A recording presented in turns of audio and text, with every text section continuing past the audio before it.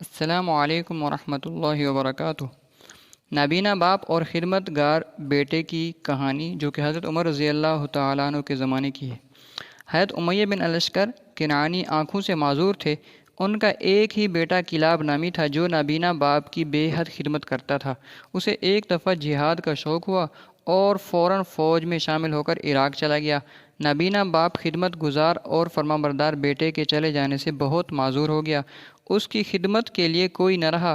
ناچار امیر المؤمنین فاروق اعظم رضی اللہ تعالیٰ عنہ کی خدمت میں حاضر ہوا اور اپنی تکلیف اور مصیبت کا حال بیان کر کے خلیفہ وقت سے التجا کی کہ وہ کلاب کو واپس بلوا دیجیے۔ بیٹے کے فراق میں جو اشعار باپ نے کہے تھے وہ بھی سنائے، جنہیں سن کر حضرت عمر رضی اللہ تعالیٰ عنہ بے حد متاثر ہوئے اور سپہ سالار اسلام کو حکم بھیجا کہ فوراً کلاب کو واپس بھیج دو۔ جب کلاب واپس آیا تو سیدھا مسجد نبوی میں حضرت امیر المؤمنین کی خدمت میں پہنچا۔ حضرت عمر رضی اللہ تعالیٰ نے پوچھا، کلاب تم اپنے باپ کی ایسی کیا خدمت کرتے تھے کہ وہ تمہارے لیے بہت ہی بے چین اور بے قرار ہے؟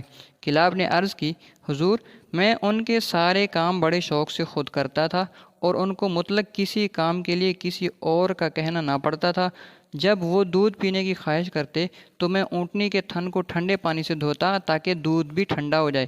دودھ دھونے کے بعد برتن کو صاف کپڑے سے ڈھک کر باپ کے پاس لاتا تاکہ اس میں کوئی مکھی وغیرہ نہ پڑ جائے۔ اس پر حضرت عمر رضی اللہ تعالیٰ نے فرمایا، اس طرح آج ہمارے سامنے دودھ دوہو۔ کلاب دھونے میں مصروف ہو گیا اور حضرت امیر المؤمنین نے ایک آدمی کے ہاتھ اس کے باپ کو بلایا۔ وہ لاٹھی ٹیکتا ہوا آیا اور امیر المؤمنین کو سلام کر کے بیٹھ گیا۔ اتنے میں ان کا لڑکا دودھ دھو کر فارغ ہو چکا تھا۔ حضرت عمر رضی اللہ تعالیٰ نے اشارہ کیا، خاموشی کے ساتھ یہ دودھ اپنے باپ کی خدمت میں پیش کرو۔ جب حکم کی تعمیل میں کلاب نے دودھ کا بھرا ہوا پیالہ نبینا باپ کے ہاتھ میں خاموشی سے تھما دیا تو حضرت عمر رضی اللہ تعالیٰ عنہ نے فرمایا، امیہ ہم نے تمہارے لیے دودھ تیار کرایا ہے، پی لو۔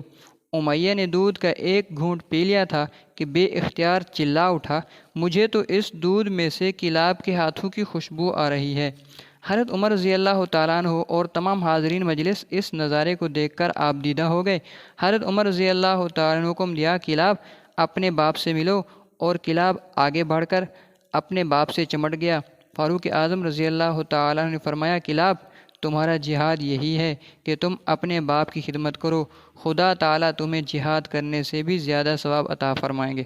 اللہ تعالیٰ تمام مسلمانوں کو اپنے والدین کی خدمت کرنے کی توفیق عطا فرمائے۔